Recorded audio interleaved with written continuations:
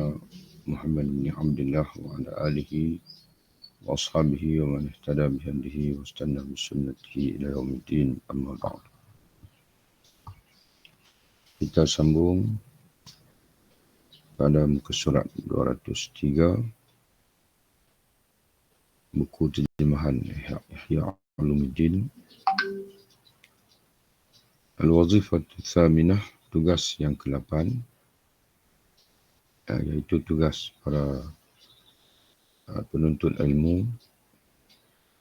Seorang penuntut itu, seorang pelajar itu, kata Imam Al-Ghazali rahimahullah, hendaklah mengenal sebab untuk mendapat ilmu pengetahuan yang termulia.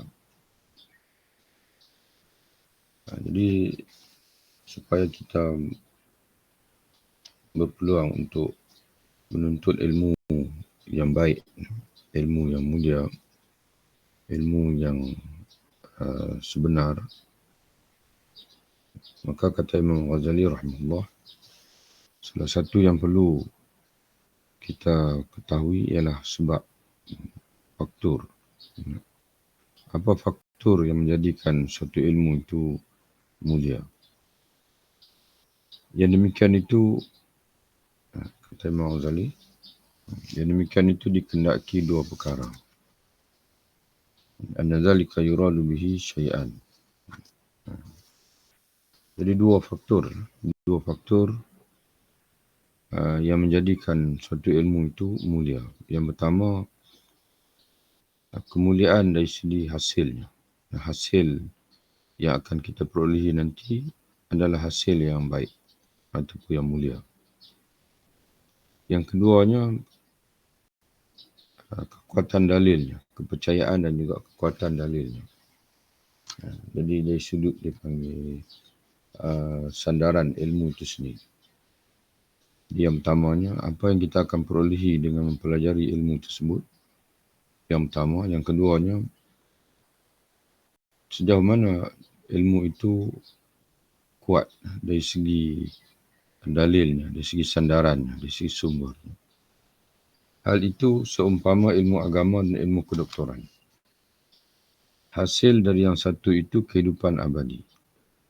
Ilmu agama kalau kita pelajari, kita amalkan, kita akan mendapat hasilnya ialah kita akan memperolehi kebahagiaan abadi di akhirat.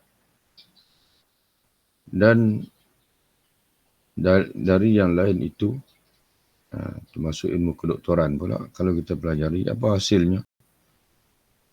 Kehidupan duniawi. Maka melihat dari sudut hasil ini, ilmu agama lah yang termulia.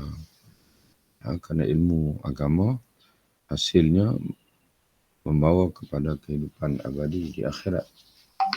Adapun ilmu kedoktoran dan juga ilmu duniawi yang lain, hasilnya adalah kebahagiaan di dunia ini. Maka sudah tentu dasarkan kepada ukuran yang pertama, iaitu hasil. Kita memutuskan bahawa ilmu agama lah yang paling mulia. Seumpama, contoh yang lain yang diberikan oleh Imam Al-Ghazali rahimahullah, seumpama ilmu berhitung dan ilmu nujum, ilmu hisab, dan juga ilmu ramalan melalui bintang dan sebagainya. Maka ilmu berhitunglah yang lebih mulia kerana kepercayaan dan kekuatan dalilnya. Itu maknanya melihat dari sudut kekuatan dalil, maka ilmu hisablah yang lebih utama, yang lebih mulia. Kerana ilmu hisab ni sumbernya itu adalah akli, sumber berdasarkan kepada logik, yang dipastikan oleh akal. Salah satu ilmu yang mencapai kepastian melalui akal. Tapi ilmu nujum ni pula sumbernya itu terawang-awang. Sumbernya itu telahan, ramalan. Jadi menyebabkan dari segi kemuliaan ilmu itu dia berada di bawah daripada ilmu hisab, ilmu matematik. Dan jika dibandingkan ilmu berhitung dengan ilmu kedoktoran pula, maka ilmu kedoktoran lah yang lebih mulia dipandang dari segi faedahnya, hasilnya. Dan ilmu berhitunglah yang lebih mulia dipandang dari segi dalil. Memperhatikan kepada faedahnya adalah lebih utama. Dari itu ilmu kedoktoran lah menjadi lebih mulia meskipun bahagian terbesar, ini kebanyakan daripada ilmu kedoktoran itu didasarkan kepada kira-kiraan, yakni dugaan-dugaan, takhmin. Jadi Imam Al-Ghazali menyebutkan pula bandingan di antara ilmu hisab dan juga ilmu kedoktoran. Mana yang lebih mulia? Kata Imam Al-Ghazali rahimahullah, kalau melihat dari sudut kekuatan hujah ataupun sumber, ilmu hisab lebih mulia kerana ilmu hisab ini dia merupakan ilmu pasti. Ya, kalau 2 campur 2 memang tidak ada keraguan lagi lah. 4, 2 tolak 1, 2 darab 2, 2 darab 3, 5. Yang pasti ilmu. Cuma kepastian itu berdasarkan pada akal. Adapun ilmu kedoktoran, dia berdasarkan kepada andaian-andaian. Walaupun pada hari ini kita perhatikan banyak bidang kedoktoran ini berdasarkan pada uji kaji, makmal dan sebagainya, dan ada yang sudah menjadi satu ilmu yang pasti, tapi kebanyakannya di peringkat doktor sendiri dalam nak mengesahkan penyakit kita dan sebagainya masih lagi bersifat takhmin. Takhmin ni dugaan daripada doktor, andaian-andaian, jadi begitulah. Melihat dari sumber, kata Imam Ghazali, ilmu hisab itu lebih mulia kerana lebih kuat di sumber. Tapi dari sudut hasil, kata Imam Ghazali, ilmu kedoktoran yang lebih mulia kerana hasil ilmu kedoktoran ini dia untuk mencapai kesejahteraan tubuh badan. Beza dengan ilmu hisab hanyalah untuk mencapai dari sudut kiraan. Dengan itu, jadi kesimpulannya apa ingin Imam Al-Ghazali sampaikan kepada kita, untuk mengukur kemuliaan suatu ilmu itu hendaklah dilihat pada 2. Yang pertama, hasil yang kita akan dapat dengan kita mempelajarinya. Yang keduanya, sejauh mana benarnya ilmu itu. Sejauh mana benarnya ilmu tersebut. Sejauh mana pastinya ilmu tersebut. Maka itu memerlukan kepada kekuatan dalilnya. Dengan ini, setelah kita mengetahui faktor kemuliaan ilmu itu bergantung pada 2, hasil dan juga kekuatan hujahnya, kekuatan sumbernya. Maka dengan ini, kata Imam Al-Ghazali, jelaslah bahawa yang termulia daripada segala ilmu ialah ilmu mengenai Allah, mengenai malaikat-malaikatnya, kitab-kitabnya, rasul-rasulnya, dan ilmu mengenai jalan yang menyampaikan kepada yang demikian. Jadi dari segi hasilnya pun dialah yang paling tinggi, iaitu dengan kita mengenal Allah, mengenal malaikat, akan menyucikan jiwa kita dan kita akan diberi kebahagiaan dengan jiwa yang mutmainnah, jiwa yang tenang, tenteram, teguh dalam iman.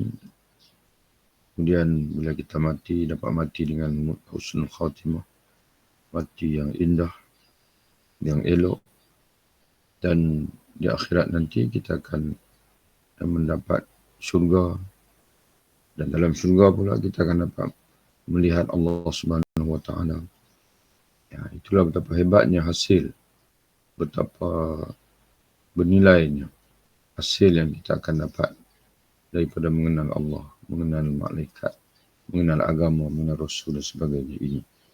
Dan dari segi kekuatan pula, kekuatan dalilnya pula, ilmu ini adalah ilmu yang qat'i, ilmu mengenal Allah, ilmu rukun iman ini merupakan ilmu yang qat'i dan berdasarkan kepada Quran dan juga hadis yang mutawatir, dan juga hadis-hadis yang kuat di sudut maknanya dia terkandung dalam kitab-kitab hadis yang mu'tamad. Maka kata Imam Al-Ghazali rahimahullah, "Fa'iyyaka an targhab illa fihi." Maka waspadalah bahawa kegemaran kamu tidaklah ditumpahkan kepada yang lain dari ilmu-ilmu tadi, dan bersungguh-sungguhlah mempelajarinya. Jadi kata Imam Al-Ghazali, kalau tengok pada kitab asalnya dalam bahasa Arabnya, kata Imam Al-Ghazali, "Fa'iyyaka wa an targhaba illa fihi." Maka akan berwaspada daripada memberi tumpuan kepada ilmu-ilmu yang lain dalam keadaan kamu tidak memberi tumpuan kepada ilmu yang paling bernilai ini, sama ada melihat dari sudut hasilnya ataupun dari sudut kekuatan sumbernya. Wa antar tahrus illa alaihi. Hendaklah kamu tidak bersemangat. Tahrus maknanya cita-cita kamu, janganlah kamu memberi tumpuan melainkan kepada ilmu ini. Selesai, alhamdulillah, al-wazifatul tsaminah, wazifah yang ke-8, dan kita masuk al-wazifatul tasi'ah, tugas penuntut ilmu yang ke-9. Bahawa tujuan belajar sekarang ialah menghiasi kebatinannya dan mencantikkannya.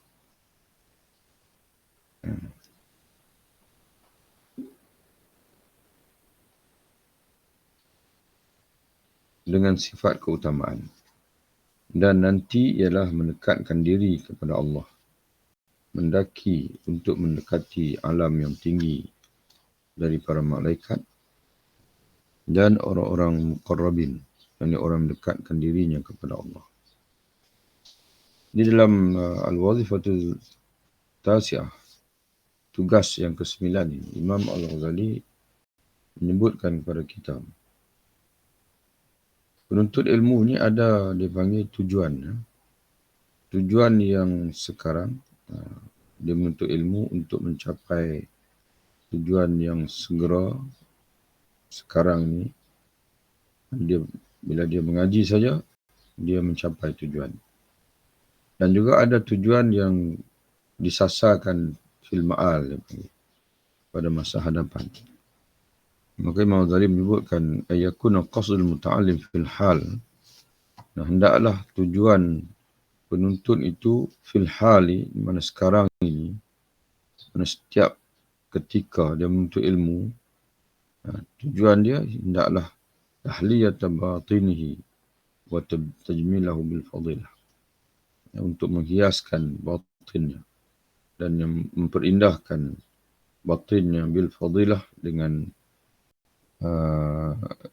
akhlak dan juga sifat yang baik, yang terpuji.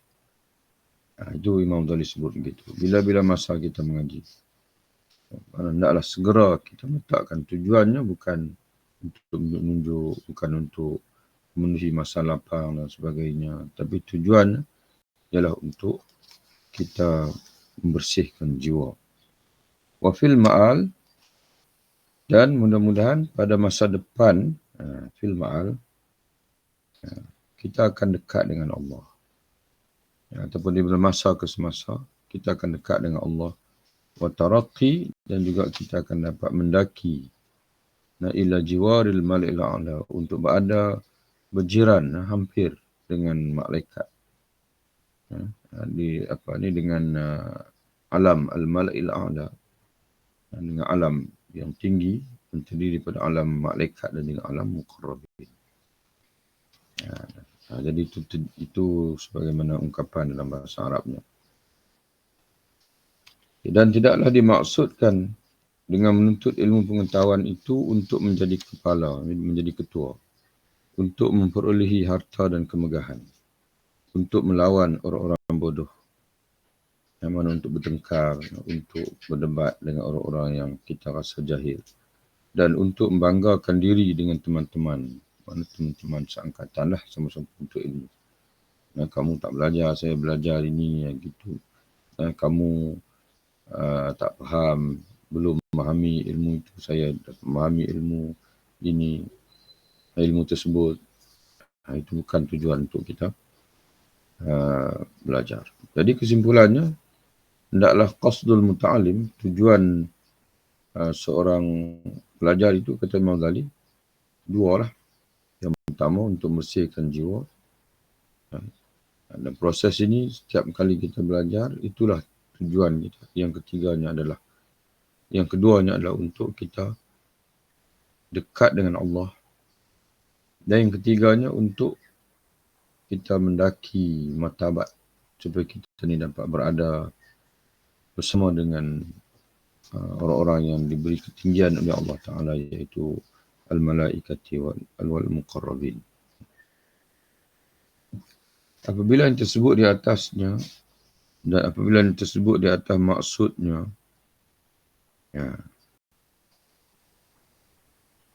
maka apabila disebut itu menjadi maksud kita dalam bentuk ilmu, maka tak ragu lagi bahawa pelajar itu telah mendekati tujuannya, iaitu ilmu akhirat. Jadi itulah yang dimaksudkan dengan ilmu akhirat. Jadi kalau kita tidak ada tujuan tadi ni, mana proses pengajian kita itu bukan akhirat. Kita tidak mengejar ilmu akhirat. Kalau tujuan belajar itu bukan untuk membersihkan jiwa, bukan untuk mendekatkan diri dengan Allah, dan bukan untuk mencapai ketinggian, untuk berada bersama malaikat dan muqarrabin. Kalau tidak ada tujuan-tujuan ini, maka apa yang kita dapat faham daripada ungkapan Imam Ghazali ini, kita tidak melalui jalan ilmu akhirat. Dalam pada itu tidak layak. Namun demikian kata Imam Ghazali. Jadi Imam Ghazali ini, bagi dia ilmu yang paling mulia ialah ilmu akhirat. Dan bahkan tujuan untuk ilmu itu adalah untuk mencapai kebahagiaan abadi di akhirat. Namun kata Imam Ghazali, dalam pada itu tidak layaklah memandang dengan pandangan kehinaan kepada ilmu pengetahuan yang lain, seperti ilmu fatwa, ilmu nahu dan bahasa Arab, yang ada hubungannya dengan kitab suci dan sunnah Nabi, dan sebagainya lagi yang telah kami uraikan pada muqaddimah dan pelengkap dari macam-macam ilmu pengetahuan yang termasuk ilmu fardhu kifayah. Jadi Imam Ghazali dia tidak berniat, dia kata bila dia menyebutkan bahawa ilmu yang paling bernilai, yang paling tinggi, yang dapat membawa manusia kepada penyucian jiwa, kepada dekat dengan Allah, kepada mencapai martabat ketinggian bersama dengan para malaikat dan muqarrabin. Bila kami menyebutkan ilmu akhirat lah yang paling utama, paling bernilai, kata Imam Ghazali, kami tidak berniat untuk merendah-rendahkan ilmu yang lain yang termasuk dalam ilmu fardhu kifayah. Janganlah anda berfikir tentang kesangatan pujian kami akan ilmu akhirat, bahawa kami melecehkan ilmu-ilmu yang lain. Tidak, kata Imam Ghazali. Orang-orang yang bertanggungjawab dalam lapangan ilmu pengetahuan samalah halnya dengan orang-orang yang bertanggungjawab di benteng-benteng pertahanan, dan orang-orang yang ditugaskan di situ, dan orang-orang yang berjuang berjihad di fisabilillah. Jadi orang yang dia mempelajari, sebagai contohnya, dia ada kemampuan untuk belajar fiqh sehingga sampai tahap boleh membantu orang lain menyelesaikan persoalan-persoalan timbul dalam fiqh, maka dia seolah macam orang yang berada di salah satu benteng di medan perang. Tapi sudah tentu untuk kita mempelajari ilmu-ilmu fardu kifayah ini, hendaklah setelah kita menyelesaikan ilmu fardu ain, barulah mencapai tujuan maksud dari sudut hierarki ilmu itu sendiri. Di antara mereka itu ada yang bertempur di medan perang, ada yang bertempur, ada yang bertahan, ada yang menyediakan minuman, ada yang menjaga kenderaan, dan ada yang mengurus orang-orang yang memerlukan rawatan. Tidak ada seorang pun di antara mereka yang tidak mendapat pahala kalau tujuannya untuk meninggikan kalimah Allah, bukan untuk mengaut harta rampasan perang. Jadi mana-mana bahagian ilmu dalam Islam ini, dalam ilmu agama ini, mana-mana bahagian, mana-mana bidang ilmu dalam ilmu Islam ini, al-ulum ad-diniyah ini, jika dipelajari lillahi ta'ala, maka orang itu kata Imam Ghazali akan mendapat pahala. Tapi kalau dia pelajari untuk tujuan duniawi, maka walaupun ilmu yang dia pelajari itu adalah ilmu agama, tidak ada pahala lah. Kerana innamal a'malu binniyat wa innamal likulli imri'in ma nawa.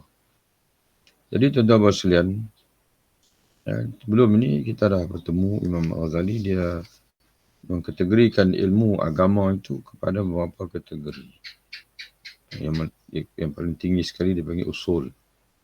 Usul dia panggil asas-asas, dasar-dasar agama yang terdiri daripada ilmu Al-Quran, ilmu hadis, dan juga ilmu asar, asarus sahabah, dan ilmu ijma'. Itu bagi Imam Ghazali ilmu yang berada dalam peringkat yang paling tinggi, usul. Diikuti dengan ilmu furu', ilmu cabang. Ilmu furu' iaitu ilmu yang diistinbatkan daripada usul tadi. Dan ilmu cabang ini Imam Ghazali bagi dua pula. Ilmu cabang akhirat dan ilmu cabang duniawi. Yang mana ijtihad, intipati, istimbatat yang diperolehi daripada ilmu usul tadi, Quran, hadis, asar, dan juga ijma' para ulama itu ada yang berkait dengan akhirat, iaitu tazkiyah. Ilmu tazkiyah. Ilmu cabang untuk menyucikan jiwa yang diistinbatkan oleh ulama daripada Quran, hadis, asarus sahabah dan juga ijma'. Mana ilmu tasawuf lah, ilmu tazkiyah. Ilmu cabang ada dua, cabang tasawuf, satu cabang fiqh. Cabang fiqh iaitu ilmu yang diistinbatkan daripada Quran, hadis yang berkait dengan urusan duniawi, perniagaan, yang berkait dengan nikah kahwin, yang berkait dengan hukum jenayah dan sebagainya.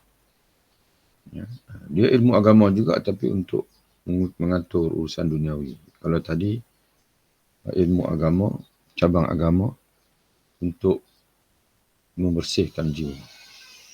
Kemudian diikuti dengan ilmu ilmu al-muqaddimat, pengantar, yang lebih dikenali hari ini dengan ilmu alat, ilmu nahu, ilmu saraf, mustalahul hadis, usul fiqh dan sebagainya. Dan diikuti yang keempat dipanggil mutammimat, ilmu pelengkap. Ilmu pelengkap. Jadi semua itu adalah ilmu agama. Sebahagiannya termasuk dalam fardu ain dan sebahagian termasuk dalam fardu kifayah. Jadi tidak ada seorang pun di antara mereka yang tidak mendapat pahala kalau tujuannya untuk meninggikan kalimah Allah, bukan untuk mengaut harta rampasan. Maka demikian pula para alim ulama. Jadi orang yang berada di medan perang, di mana saja bahagian dia berada, kalau tujuannya adalah untuk meninggikan kalimah Allah, dia akan dapat pahala. Walaupun dia tidak berada di barisan depan, barisan belakang. Walaupun dia hanya sekadar menyediakan minuman kepada para mujahidin. Maka hal yang sama juga para alim ulama. Di bahagian mana, posisi mana, bidang mana dia berada, maka dia akan diberi pahala oleh Allah. Kalau tujuan dia belajar itu untuk Allah Ta'ala. Berfirman Allah Ta'ala, Yarfa'illahu alladhina amanu minkum walladhina utul ilma darajat. Ditinggikan Allah mereka yang beriman di antara kamu dan mereka yang diberikan ilmu dengan beberapa tingkat. Orang yang beriman yang dikurniakan ilmu oleh Allah akan diberi ketinggian dengan darjat-darjat. Dan berfirman Allah Ta'ala, Hum darajatun indallah. Mereka memperolehi beberapa tingkat pada Allah. Mereka di sini merujuk pada ayat yang sebelum. Ayat sebelum ayat ini, Allah menyatakan, Afaman ittaba'a ridwanullahi.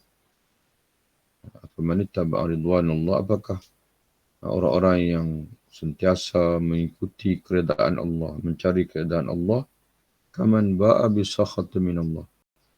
Apakah mereka sama seperti mana orang yang kembali dengan membawa kemurkaan daripada Allah. Kalau orang beriman tadi dengan iman dengan amal soleh itu, apa saja mereka buat, mereka akan bawa pulang keredaan daripada Allah, pahala daripada Allah. Karena yang mereka cari itu adalah keredaan Allah. Tapi orang-orang yang melakukan maksiat, hasil apa saja yang mereka lakukan, yang mereka bawa pulang adalah kemurkaan daripada Allah. Wa ma'wahu jahannam, dan tempat kembali adalah neraka jahannam. Bi'sal masir. Itulah sebaik-baik, seburuk-buruk tempat kembali. Apakah sama orang yang hidup mereka mencari keadaan Allah? Adakah sama sebagaimana orang yang hidup mereka dengan melakukan perkara yang datang kemurkaan Allah? Kata Allah bahkan sudah tidak sama. Karena hum darajatun indallah. Karena orang yang mencari keredaan Allah ini, mereka ini berada dalam darjat-darjat ketinggian di sisi Allah Subhanahu Wa Taala mengikut tahap dipanggil iman dan amal soleh yang ada pada mereka. Kelebihan itu relatif, kata Imam Ghazali. Pandangan kita lebih rendah kepada penukar wang, sarraf. Orang yang dipanggil menguruskan tukaran wang, iaitu penukar wang antara satu negara dengan wang negara yang lain. Pandangan kita terhadap mereka lebih rendah dibandingkan dengan pandangan kita kepada raja-raja. Tidaklah menunjukkan kepada hinanya penukar-penukar wang itu bila dibandingkan dengan tukang-tukang sapu. Jadi kita sebut orang yang bekerja sebagai pengurus wang, penukar wang, kita kata dia lebih rendah daripada raja. Bukan bermakna kita nak merendah-rendahkan dia. Itu di sudut bandingan. Karena dari satu segi dia lebih tinggi daripada tukang sapu sampah. Maka janganlah disangka bahawa apa yang diturunkan dari kedudukannya yang tinggi berarti sudah kehilangan pangkat. Tidak, itu bandingan saja, relatif. Tidak, kata Imam Ghazali. Sebab pangkat yang tertinggi ialah bagi para nabi. Kemudian para wali. Kemudian para ulama yang mendalam ilmu. Rasikhin. Kemudian bagi orang saleh. Dengan berlebih kurangnya darjat mereka itu relatif nisbi. Jadi ala kulli hal, semua orang yang berada dalam bidang agama ini, dia tinggi di sisi Allah. Cuma ada yang lain lebih tinggi daripada dia. Yang paling tinggi sekali adalah para nabi. Diikuti awliya Allah as-salihin. Kalau dalam surah An-Nisa, para anbiya paling tinggi, kemudian as-siddiqin, diikuti para syuhada, diikuti para as-salihin. Pendek kata, barang siapa berbuat amal seberat biji sawi dari kebajikan, maka akan dilihatnya pahala dan darjat di sisi Allah. Dan siapa berbuat amal seberat biji sawi dari kejahatan, maka akan dilihat akibat dosa dan juga akibat buruk daripada apa yang dia lakukan. Barang siapa bertujuan kepada Allah dengan ilmu pengetahuan apapun jua, kata Imam Ghazali, nescaya bergunalah baginya dan sudah pasti akan meninggikan darjatnya. Jadi demikianlah tuan-tuan sekalian. Kita berhenti di situ. Selesai kita al-wazifatul tasi'ah. Tinggal lagi al-wazifah yang akhir, iaitu yang ke-10. Wazifah yang ke-10 ni di antara wazifah yang terpenting lah, nanti Imam Ghazali akan sampaikan kepada kita insyaAllah. Wabillahi taufiq. Assalamualaikum warahmatullahi wabarakatuh. Waalaikumsalam. Ustaz. Ya, sama insyaAllah. Terima kasih Ustaz. Assalamualaikum. Assalamualaikum. Jumpa lagi insyaAllah.